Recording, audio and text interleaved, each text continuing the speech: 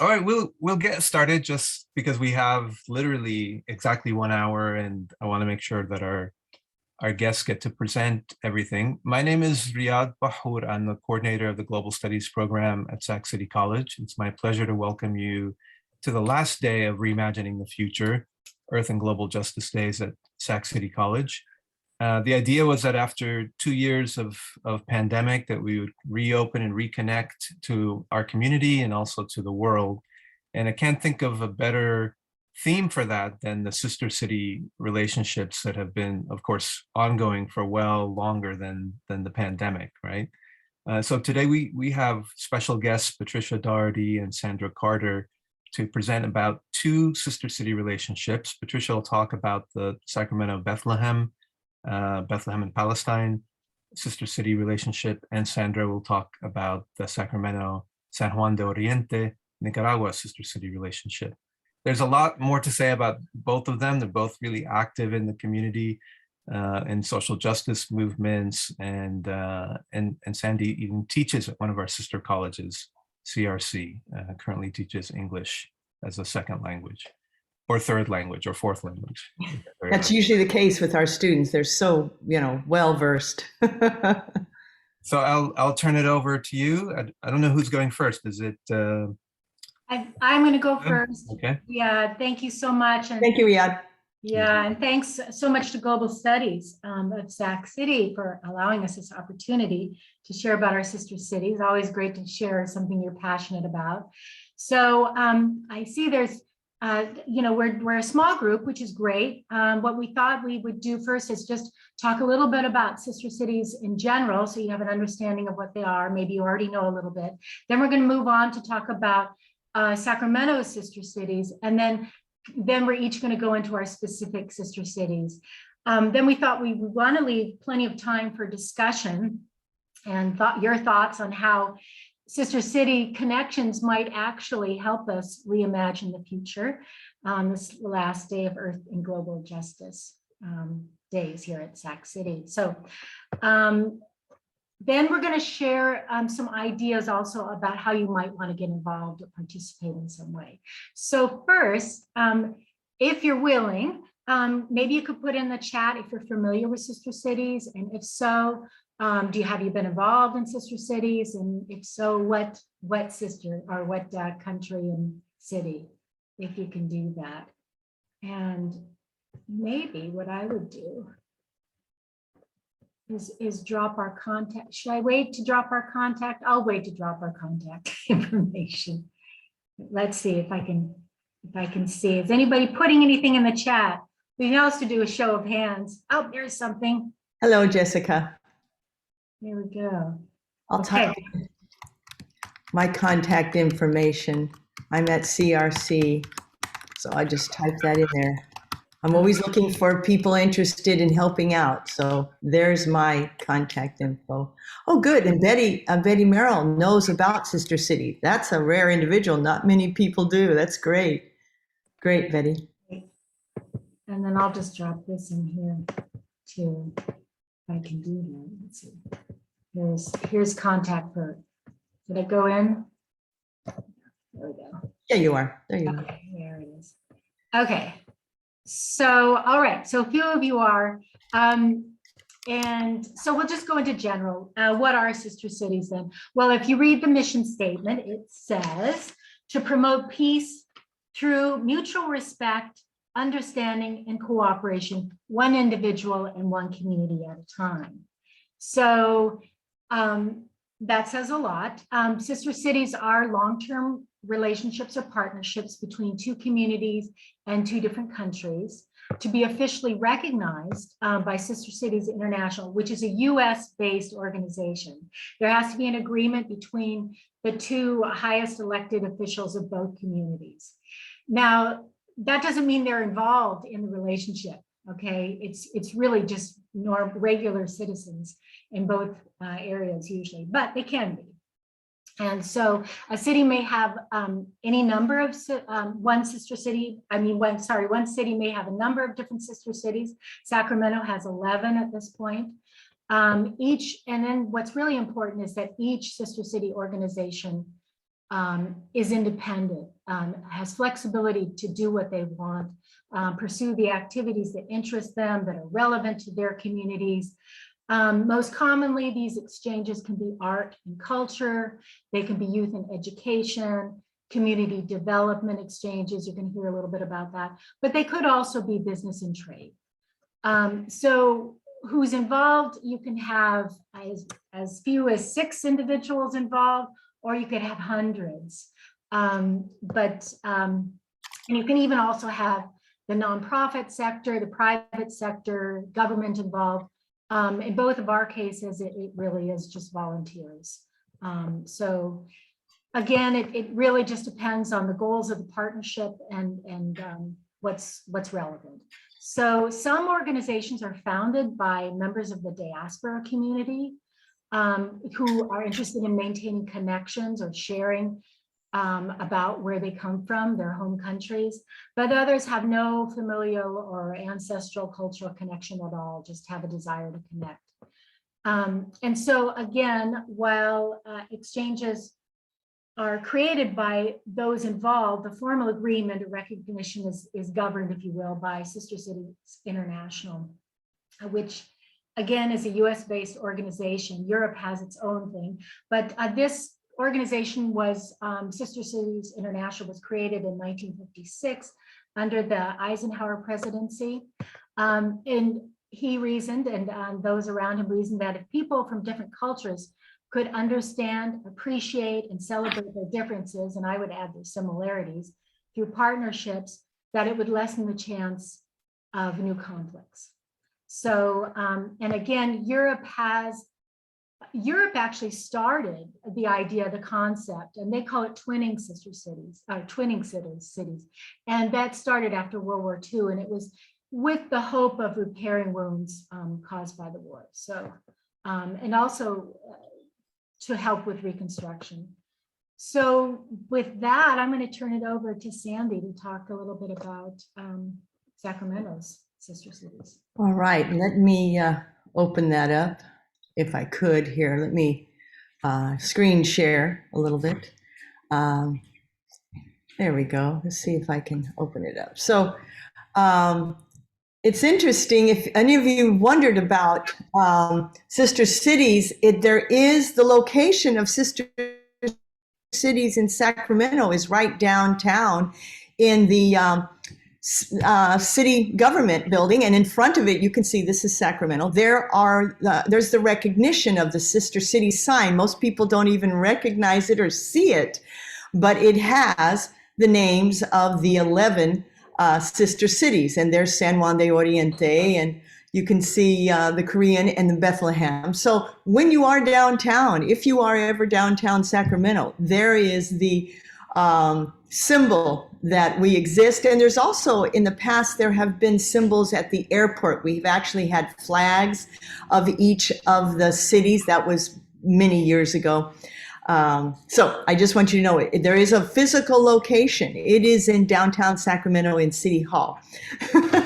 All right, and there it is again. So when you're downtown, check it out. Now, it really started in Sacramento in 1980s, around there, and it was the idea was instituted by Ann Rudin, who recently passed away as Sacramento's mayor. And as Patricia said, these are the goals: to promote peace mainly.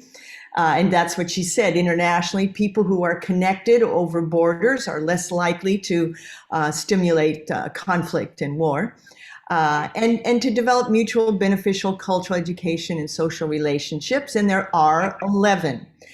There hasn't always been 11, and it's possible as time goes, there'll be 12 and 13 as time goes. The first one started in 81, and it was Japan. In 84, China. We have a sister city with Jinan. 88, Hamilton in New Zealand. Listowel, 89. Chisinau, Moldova, and that was some of these are active, some of them aren't, and I'll tell you a little bit about them. This is Korea. We have Manila in 2006. San Juan de Oriente, the one that I lead. What was that year? 2006. I'm sorry, I don't have that there. Excuse me. I just lost my spot. There it is.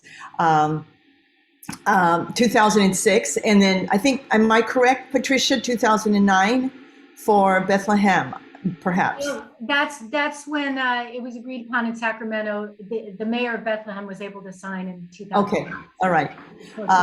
And there's one in Escalon and Mexicali. And there's also a member of our council. This is kind of the Sister City Council. We meet periodically throughout the year and to discuss what we are doing in our communities abroad and what we're doing here. And then there's also an organization called Friendship Force, which is a representative. It's an organization to promote global understanding across barriers. So it really is a 12-person representational board with a president. And just as Patricia said, why would you even start a system? Why would people start one? And they're all unique. All 11 of those have different reasons for starting and also resulting activities. As you said, the diaspora from Moldova, people from Moldova coming here, this is in the Ukraine area, and maintaining a community feel and a connection with a community feel from their country. Youth exchange is very, very popular activity for the Jinan group. They do a lot of student exchange, and students are learning Mandarin here. The students, young children, go there and practice it there. Now, in my case, I'm leading San Juan de Oriente. It's an economic development. I lead projects that develop economic entities in the community. Cultural and educational exchange, I think you would say, Patricia, that is your main activity and goals. And some of those 11 are more active than others, and it changes regarding the leadership. Each person who's representing the sister city here, it can wane or be very active depending on those factors. And why would anybody want to start one? And it's to establish a sister city, a connection, you really need to have a large group of people here in Sacramento that are very interested and connected somehow with another group in the local country. It's not just one person from one country and one person here. It really has to show persistence. That's what I think you mentioned that, Patricia, about long-term interest. It takes maybe a long time to even be able to establish so that there is sustained interest from two groups, a group here and a group there. And you go through, the sister city goes through a process to establish the goals and the bylaws and the growing numbers. So it really has to do with the large numbers and the intense interest in the group here in Sacramento and the group in the region. And why would anybody start one? Well, you receive recognition from the Sacramento city government. Our city council is aware of all of our events, and the city government, we can use their vehicles for promotion and participation in city events. And it also gives the sister city more visibility for recruitment and community interest. And we can participate. We can be included in other city events because the city leaders are aware that we are here and want to give us a platform and visibility. And of course, it strengthens the connections between Sacramentans and those in a corresponding city. It really is all educational, whether we're doing economic development or cultural exchange. It's all about education and connection about the unifying principles that all peoples have. So it's a really strong connection. And we can promote internationalism culturally, economically, and socially. So there are some motivations to start a sister city. So that's what I have just to introduce what's happening here in Sacramento for sister cities. There are 11, and we are located downtown Sacramento, and they have well presentation on the internet. If you're interested, Sacramento Sister Cities, and you will see meeting times. Now in the past, recently we've been online on Zoom, but in the past we would go to City Hall and meet with the other representatives and really get an earful of what each sister city is doing. And it's always interesting, always amazing what we're able to do, and the ideas, creativity, and the strengthening of the relationships. It's really inspiring. That's really what is one of the strengths of this, is the inspiration you get from people reaching to each other to connect. It's really, I invite you to go to the meetings if you are interested. So that was my little small presentation on background of Sacramento sister cities, always looking for people to be involved, and we'll tell you more about that. All right, Patricia, you want to, what's next? Well, I thought you were going to go. Do you want to talk about San Juan de Oriente first? I will do that. Okay. I will do that. Okay. My sister, the sister city I lead is called Friends of San Juan de Oriente, Nicaragua. Let me show you a little bit. I have a little, I think I have a presentation here. Gosh, let me get there. Oh, I can't seem to get to my, I can't seem to get to my presentation. Anybody have any idea why I can't?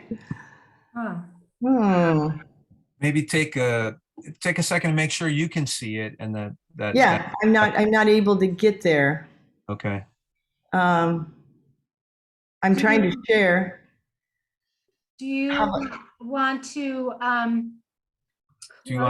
close out and rejoin, and then? Yeah, maybe you should. I could go ahead. Okay, let me leave and come back if I can. Okay. Yeah. Will that help? Well, you have, go ahead, Ria. It may, yeah, it may help. And in that case, then maybe Patricia could start, and then you could do your second. Let me see, one more time, we try. Yeah, for some reason, all I get is a black. I don't get my presentation. All right, I'll leave, I'll come back. All right, thank you. Good luck. Okay, good luck. Hope to see you. All right. Okay. Well, all right. So as Sandra was saying, one of the important, so I'm sorry, I should introduce myself again. Patricia, and with Sacramento, Bethlehem. We're twinned or sistered with Bethlehem, Palestine. So as Sandra was saying, just the why, why would you sister with another community? And that really is at the heart of why we are an organization. And there were multiple factors as to why we wanted to sister. And one of them was, the main one is that we really wanted to learn more and share what was happening in Palestine. And we wanted to learn it from Palestinians themselves. And so this offered an opportunity. And we really felt like personal story connection was a lot more compelling than actual facts and numbers and, and disputes or whatever. And also, people's eyes glaze over a lot of times, or they think it's too complicated. And so it's not so complicated if you can hear from somebody, at least hear their story. And also just the idea that I think it's said that a lot of times you can learn more by what's not told. And so I think we know that the media covers what it covers and covers how it's going to cover. So again, we just really wanted to have a chance to hear directly from Palestinians themselves, people like you and me there. Okay. So in a way, I think another way you could say it is we wanted to challenge the narrative as well. And this gave a way to do that. The other factor was that, Bethlehem is well known, and we thought it would offer a really good lens for looking into Palestine. And then the other factor was that when we started, it was about 2006. And in 2005, the wall, the separation or apartheid wall, the big cement wall that Israel began constructing in, I think, 2002, had pretty much encircled Bethlehem at that point. And the mayor at the time had given a call to the world, asking the world to not forget about and not, to help end the isolation Palestinians, specifically Bethlehemites. And so, and to figuratively tear down the wall if it couldn't be literally. And so we wanted to respond to that call. And it also, while we're not an organization that's founded by diaspora Palestinians, although we do have some as part of our organization, it happened that the mayor at that time had children living in Sacramento. So that was a nice entree for us. So I think I'm going to go to, let's see how I do with my PowerPoint now, and share some slides with you. Let's see, and just a little bit about our, let's see, there we go. All right, so this is our, front of our web page, and let's see. So that's a skyline of Bethlehem, and so we are sister cities connecting people to people.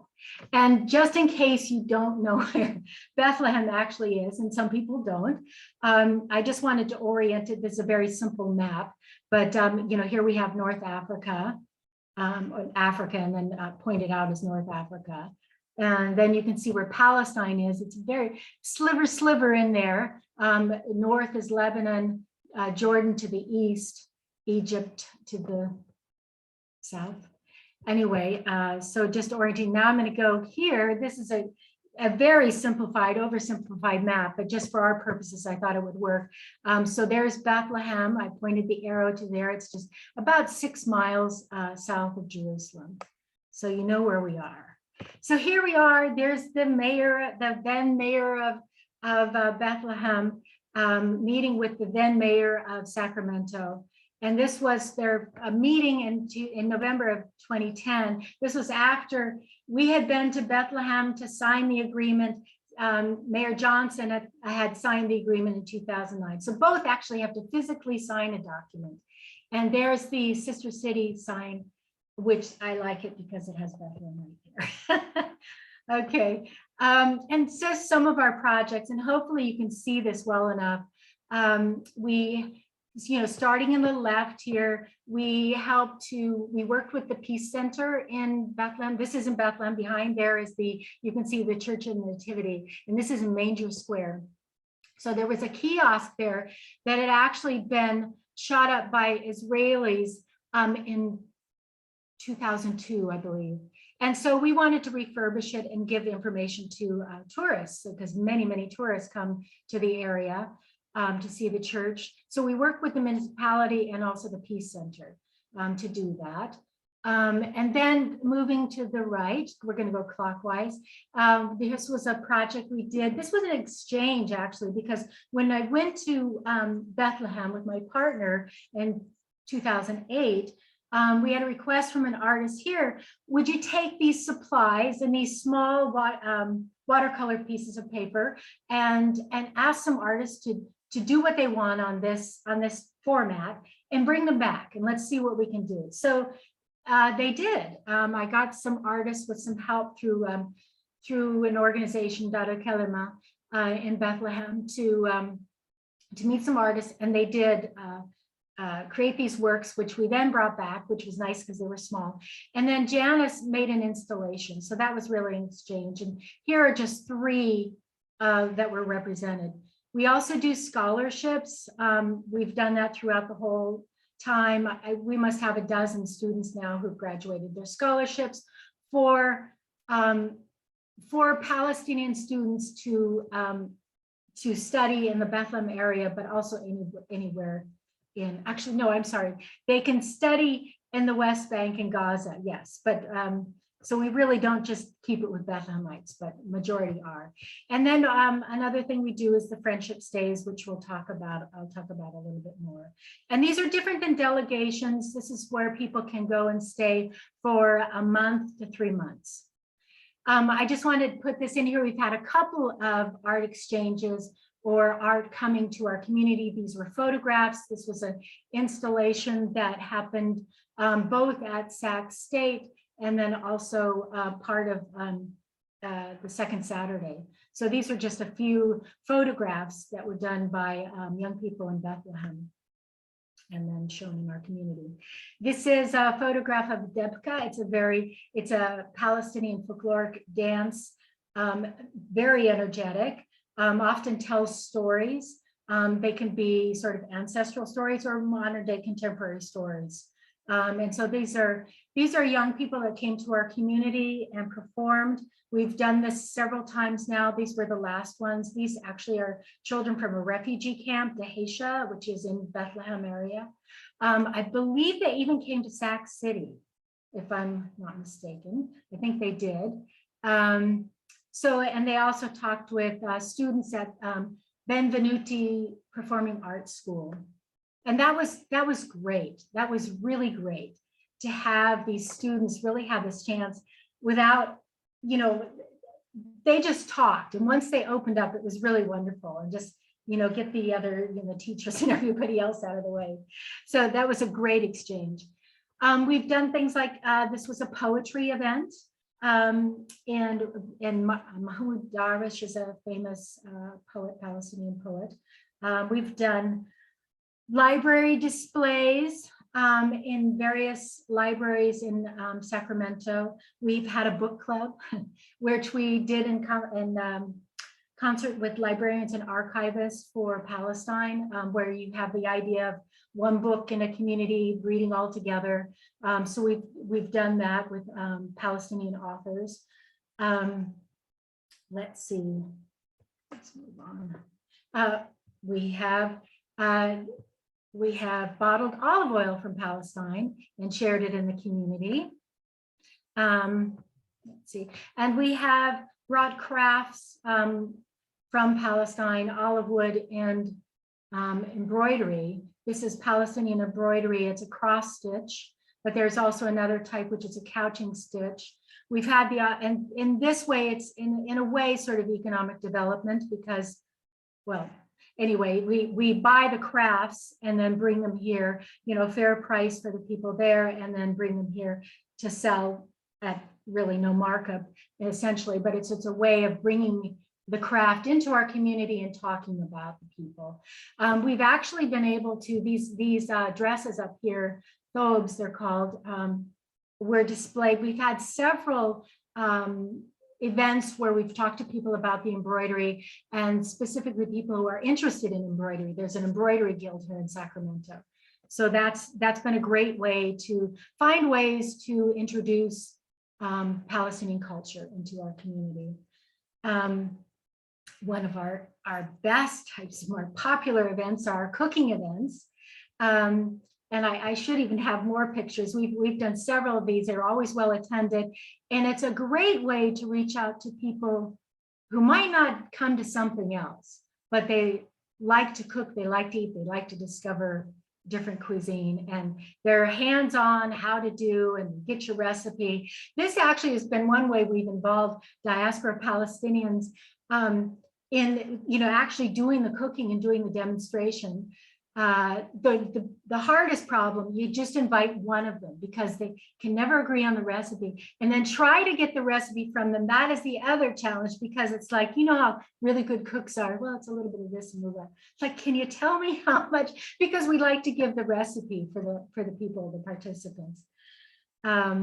So some other things that I didn't show here where we've done pen pal exchanges. There's been youth fundraisers, some youth at some schools did a rummage sale, and the money went to fund a microscope in one of the schools in Bethlehem. Also, I've had a library project where, and I'll talk a little bit more about that, but a library project so that purchased books. They've also, some of the money went for purchasing trees in Palestine.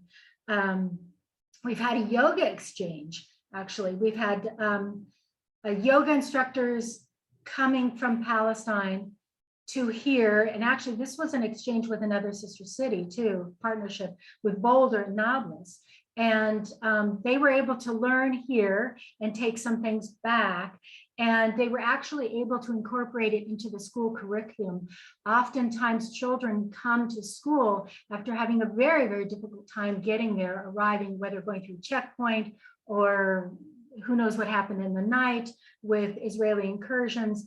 And so often it's very difficult for children to settle in. And so they learned some techniques and shared some techniques of how just even 10 minutes of settling in with some mindfulness, and it can be very helpful for students to actually apply themselves and pay attention to the day ahead of them after what's happened to them. So then, let's see, there's more I could say about exchanges, but here's something we were the instrumental in starting the Sister City Friendship Garden.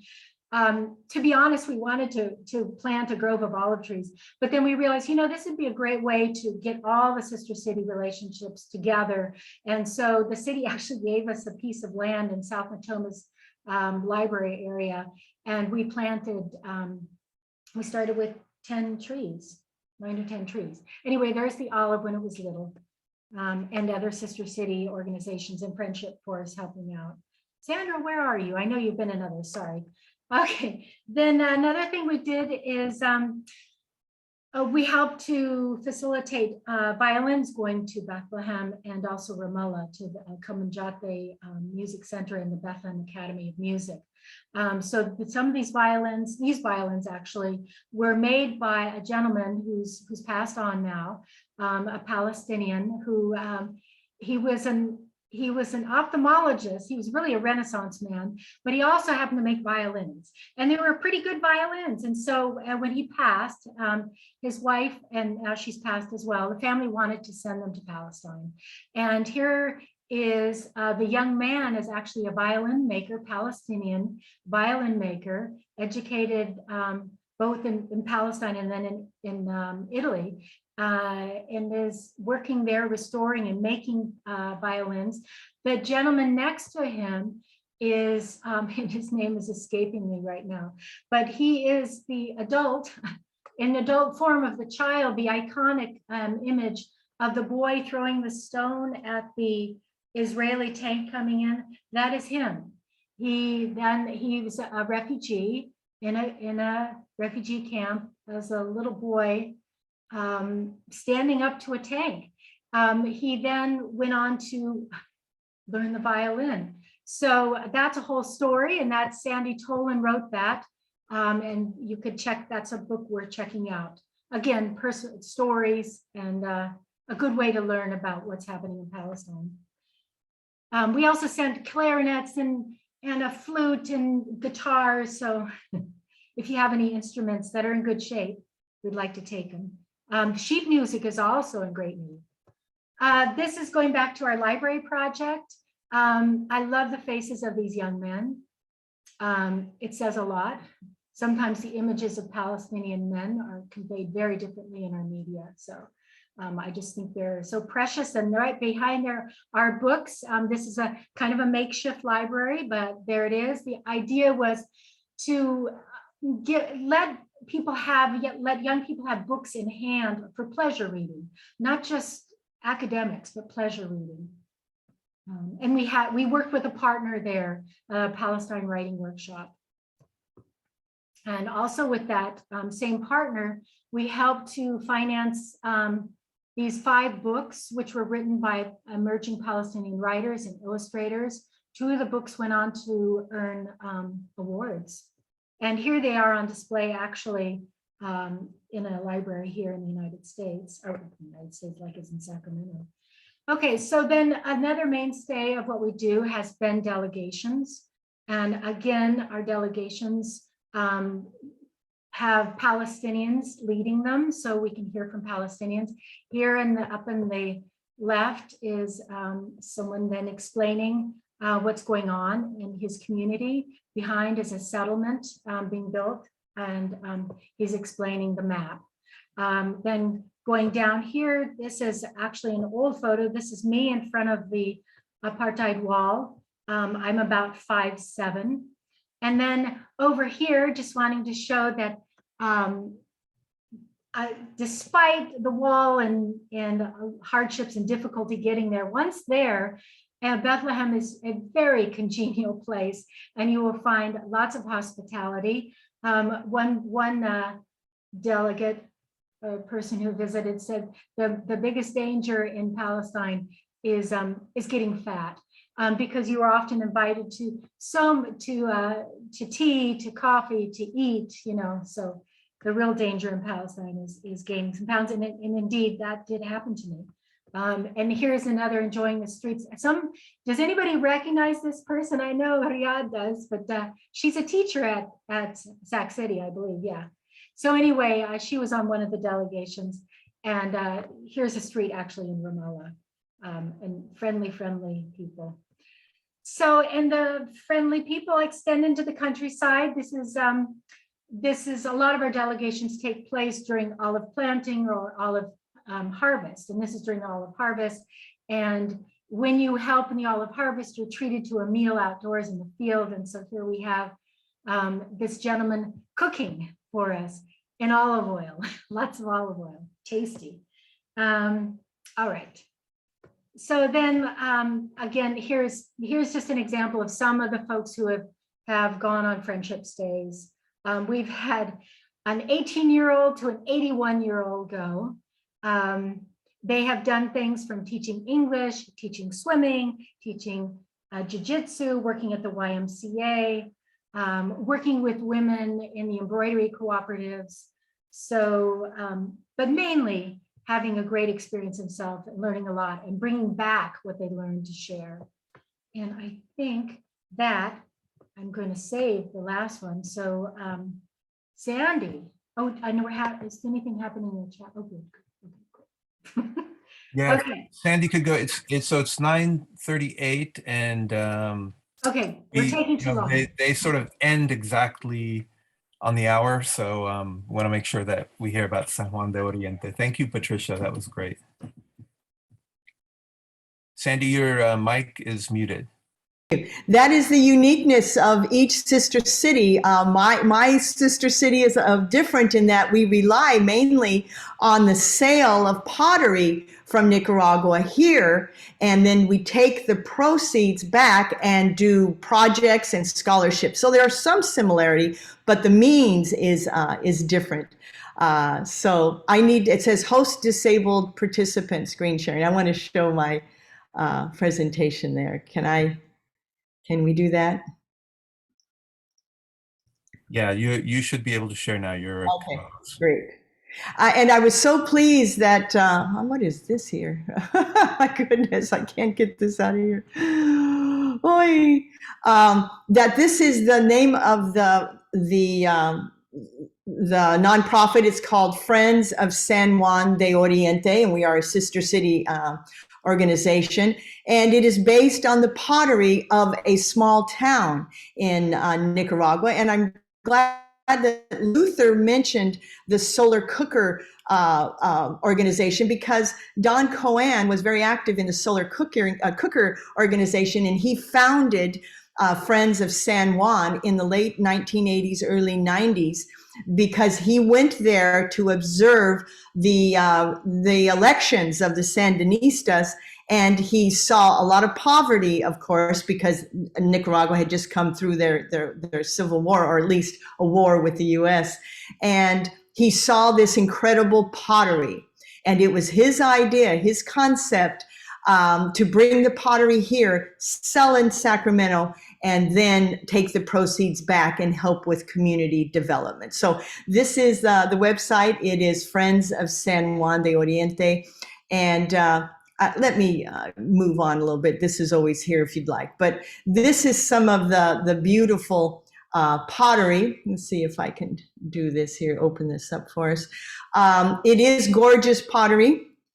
And so this nonprofit, I, in the past, have gone every year and bought some of this incredible pottery, work with the potters, and have the pottery shipped or bring it myself, and then sell in Sacramento. And those proceeds fund the projects that we do. And so it's a people to people. We are a nonprofit. It's a cultural exchange, and it's also economic development. The proceeds from the sales in Sacramento of this incredible pottery really goes a long way in this small community. And it is about 30 minutes from Managua. It's very close to the city. And the goals of our nonprofit is to sell pottery, return the proceeds, provide scholarships to the graduating high schoolers because they need to leave to go to college in Managua. And we complete small infrastructure projects, and we do an annual delegation, just as Patricia said with her nonprofit. The delegations are some of the most important parts of the nonprofit because it's people to people, and Sacramentans really receive an education when we go there, stay with the potters, look at the projects, and actually sightsee in the country a little bit. And so to establish this nonprofit, you have to have a Sacramento board, those that are on the committee here, and then the board in San Juan. They're called Los Hermanos de Sacramento. So it's really organization, group to group communication. It's not just one person, it's group to group. And that's one of the important designs of the nonprofit sister city. It's groups of people working together. That is our website. I have it there in the chat. And we're also on Facebook as well. But this again is some of the beautiful pottery, some more traditional pottery. You can see they have Mayan influenced art on the pottery. It's gorgeous. And they also have more modernistic styles, and they're changing all the time. This organization works with about 7 potters, and I'll show you some of that later. But these are some of the gorgeous pieces of pottery that I buy, and then we sell it in Sacramento at world art fairs, church bazaars during Christmas. That's when we sell a lot of pottery. And we're able to generate a significant amount of proceeds that go a long way in San Juan. Now, this is the committee, the committee in San Juan, and it is a small committee of leaders from the community. The community is only 5,000 people. And so we have a schoolmaster, we have somebody from the church, we have a potter, we actually have had the mayor on our committee, on the committee there. And these are some of the retired committees. This organization started really in the 1990s. So these were the original committee members in San Juan. And we had an event where we recognized their efforts. But this again is the committee. And now here we are. These are some of the Sacramentans that traveled with me. And this is the mayor of the small town. And so when we go there, we meet with the mayor and talk about some of the needs of the community.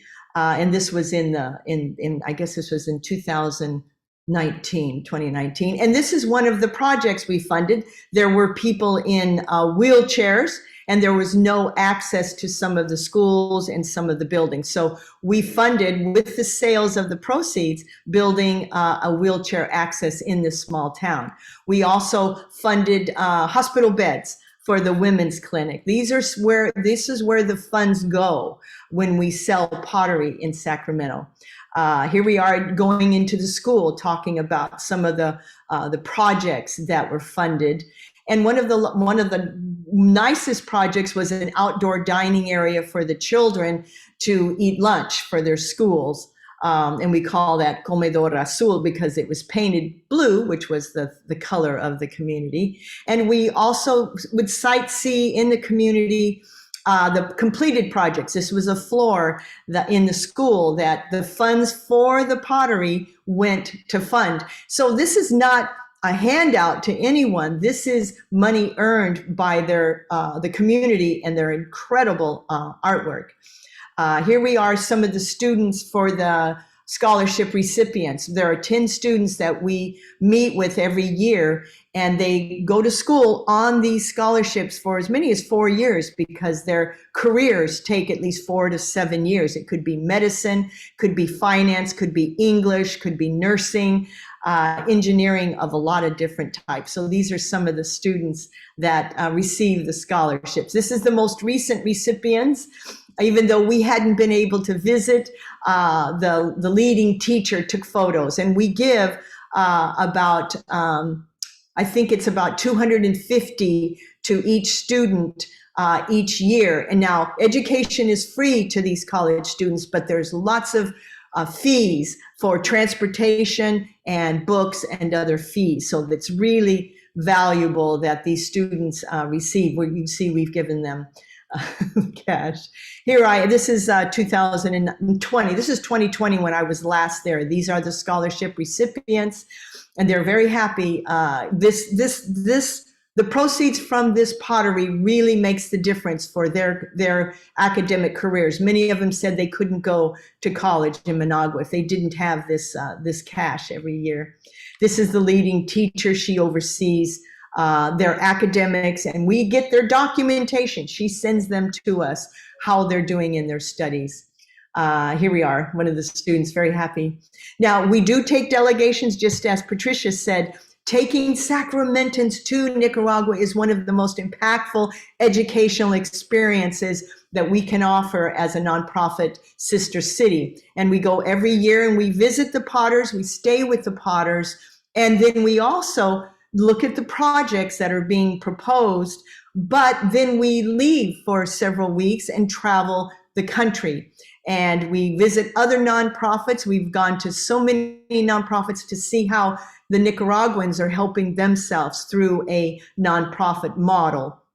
It's very informative, and they do really incredible community organizing and benefits to their community. So this is this was quite a while ago. This is where we sightsee. There are volcanoes in Nicaragua, and so we visited several active volcanoes. There it is. We visited Potters for Peace. This is an organization that has created a model for water purification in using natural means. So we visit other nonprofits, people that are working in Nicaragua to help the circumstances there. Now, throughout San Juan de Oriente, there are plaques that recognize Sacramento's impact. And so in various areas of the town, you'll see in the biblioteca, we funded the purchase of books. This was Hermanos de Sacramento, California. So it's a recognition of this connection. And the little community has Sacramento in mind because of so much of the help that has come from Sacramento. Sacramentans don't know this, how their impact has been felt in this small town. One of the other projects was to improve the women's clinic. We helped with the painting of that. Here we are, the delegation, walking around the community, looking at projects, talking to the people, where the funds should go next. And this is this is the mayor's office there. We visited the mayor, and the mayor walks us around. And there was an agreement between our mayor and the mayor of San Juan. We have some documentation that was signed as well. Here we are walking around. This is some of the delegation. And one of the things, when we come to the town recognizes Sacramento's contribution and does a reception for us. It's beautiful cultural presentation. It's just gorgeous. And then we also take the delegates to the potters' workshops, and we learn to do pottery, to know how difficult it is, what these artisans are doing. So the delegates, we meet the potters, they talk to us, but they also demonstrate the technique. And this is one of the delegates learning to do pottery with the potters in the town. That's one of the main events, is to sit with the potters and practice pottery. You can see the pottery, the techniques are very, I guess you would say, rustic or indigenous. They're using wood burning kilns. And we also travel to other parts. This is on our way to Ometepe, the two islands in one of the largest freshwater lakes.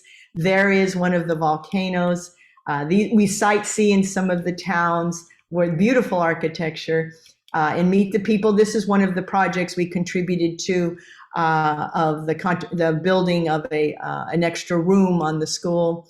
And learning centers, we have funded materials for learning centers. We actually sightsee. We went to a chocolate factory. Chocolate is big. in these areas. And the delegates learn to participate in these activities with the local people. And these, we sightsee, this is our boat trips. But we do pottery sales, and I just processed $2,000 worth of pottery here. I'll be participating in a sale on Mother's Day, the weekend of Mother's Day, and I have a notice for that. This is this Saturday and Sunday coming up on Mother's Day. We're having a sale, and I have a notice for that. So here's a chance. How can you participate? Check our website. Purchase pottery at our sales that are now, this is our season is opening up now, the fall, the summer, the fall, and travel with the sister city. We're not traveling now, but we will return. I've gone every year for the last 12, 15 years. We will return. And sister city meetings. The council is looking for always people who want to be a part of this model. And our next pottery sale is the weekend of May 2022, Saturday and Sunday at the David Lubin Elementary School. I will be selling on Sunday. The other members will be selling on Saturday. And all of those proceeds go right into the hands of the people of San Juan de Oriente. I think that's probably enough for now. That's a lot. So I think I might have overspoken. Our time is getting limited, but you can see the differences in the design. Patricia's has a strong art, culture, educational exchange, and the San Juan de Oriente is really an economic and cultural exchange as well. And again, we're based on the sale of the pottery, the proceeds to the development of the community, which results in scholarships and other projects, but also the delegations. Those have been stopped since the pandemic, but we're looking forward to going again in the near future. So yes, thank you. Thank you, Sandy and Patricia, both. We have a few minutes for questions, and I want to just throw one out as well. Like, is there a way that in particular Sac City students could get involved and maybe even travel with you? Yes. Yes. Well, so there is a delegation of people are interested in going to Palestine, and also it's actually being organized by the Boulder Novelists group, but they are going to Bethlehem, and some of us may be going on that. So if you are interested in that, I'll put our contact information in the chat again. But also we have something going on this summer, and during the growing season. We have little seedlings that have come from eggplant seedlings from a village of the Bethlehem district, and we have a lot of them, and we are wanting to do an exchange with people there growing the eggplant and people here growing the eggplant. If you'd like to grow eggplant, even if you only have a pot, you just need some sun and you need to water. If you're interested in doing that, we will be doing our exchange using WhatsApp, because that's widely used in Palestine. And so you would be exchanging video, comments, pictures, questions, whatever. And then Sandra, you've talked about the pottery sale they can get involved with. Yes, and again, on friendsofsanjuan.org, we have listed our upcoming sales. Now, they're just starting now, but our big sales happen in the fall and close to Christmas. But we always post our sales, Friends of San Juan, one word, .org. And we're always, I take about 8 to 12 people, not very many. And our last event, a teenager came with us. She came with her mother, and she has now moved on to being a Spanish student in her college, and her projects are related to her experiences at San Juan de Oriente. It's very impactful. It's the most impactful learning environment and experience anyone can have, is to go to another place and be close to the people of that place. And that's what this is designed to do. So I'll tag on to that, there is an extended friendship stay opportunity if you're interested this summer. And again, contact here, I've never been able to spell friendship or friend. Anyway, oh, I just did a friend, extended Friends Day. Okay, but anyway, you would be there in Bethlehem, and it's an opportunity to, we're not going to say volunteer or work here. It's you'll be a friend of the Museum of Palestinian Natural History. And you could also help with the eggplant project by traveling to Batir and another village called called Wadi Fukin. It would be an incredible opportunity if you have, and there would be some support to get there, should you be interested. Michael has a question. I'd love to hear his voice. Can we ask him to speak? Yes. Hi. Go ahead, Hi, Mike. you guys. I came 20 minutes late because I got lost on the website figuring out how to GPS into the virtual session. And so just to recap, this is 2 different organizations, 2 different exchange programs with Palestine and Nicaragua. One is exchanging pottery or buying pottery, and the other one is exchanging eggplants. The Palestinian one, correct? I just wanted to confirm because it was a little confusing because the slides were moving along pretty fast. And I just wanted to, and by the way, I commend both of you for spearheading this and coordinating this. It's incredible. And it's through Sac City College? No, it's through Sister Cities, the city of Sacramento. Oh, okay, okay. But Mike, you're in luck because these are apparently tape recorded. So whatever you missed, you can go back and catch. But also, if you have specific questions, I did put our contact information in the chat. Excellent, thank you. Betty or Majidito or Madison, Ann, Luther, do you have any questions? I'd love to hear your voices. Any question or any comment? Yeah, one question is how much does it cost to travel with a sister city organization?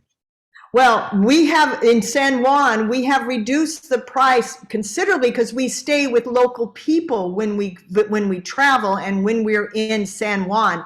So I think our last trip, and it's usually 10 to 12 day tour, doesn't include flight, is about $1,200. That's an amazing price because it includes food. And again, we're staying with local people. It includes travel. You just have to pay the airlines to get there. But we've kept the price so as low as possible so there's more access for people who want to educate themselves. This is really human education. This is expanding our humanity, but we try to keep it as low as we can. Great question, Majito. Thank you. Okay, thank you so much. Luther, do you have anything? What do you think when you saw Don Cohen? Oh, that was great. Yeah, just distant past. I collect cookers going back to the 1950s, and I don't remember seeing his name associated with any that I have in my collection, but I'll do a little more research. Yeah, he was an Great. amazing progressive. He was a very strong activist, progressive in our city, and he was internationally recognized for his efforts for solar cooker and for his the nonprofit he founded. Sure. No, great program. Good to hear more about it. Minneapolis has several. You hear about every 5 years someone brings it up at a city council meeting, and what and 5 minutes later running. Well, tell us more. So this is great. Thanks. I want to just say, I want to thank everyone. Actually, they're going to cut off exactly at 10, so I don't want people to be shocked. Yeah. And I want to make sure to thank both of our presenters and everybody who participated. And Mugita, great question. I wonder if there are any scholarships available to students through the sister cities. I think I've heard Patricia talk about that before. So Yes, we definitely, oh, sorry, Sandra. We definitely have scholarships available. And so just contact us. Sandra, go ahead. That's a great idea. We have not generated funds using the funds from the sales of the pottery to take Sacramentans to take a student. That's a great idea, Riyadh. I'm going to think about that. It could be something we could use our proceeds to educate someone from the U.S. to that degree to stay. That's a great idea. But the other thing we've done is we're going to be cut off. The other thing we've done is fundraising, which is a great way to involve more people in your trip. And even if they contribute $25, and then you write a blog and you tell about your experience. So it just expands who's coming with you. great. Okay, we're still in danger. Thank you, Riyadh, for your efforts. It's an incredible effort you've done to do this online. I really appreciate all your efforts, Riyadh. That's great. Thank you. Thank you to all of you again, and hope to see you at at some of the other sessions. We have prizes, by the way, for people who attend the most sessions, 9 cards. So Okay, well, good luck, everyone. I wish I'd heard Anne and Madison and Betty speak, but I'm glad they joined us. And I we was just hope going you to say hear good from- presentation and thank you guys for presenting. I learned a lot about Sister Oh, City good, good. and I'm Madison. excited to look into like more scholarships and the pottery as well. Great, great. I'd love to see you. I'll be there Mother's Day at David Lubin on M and 35th. That's the school. Okay.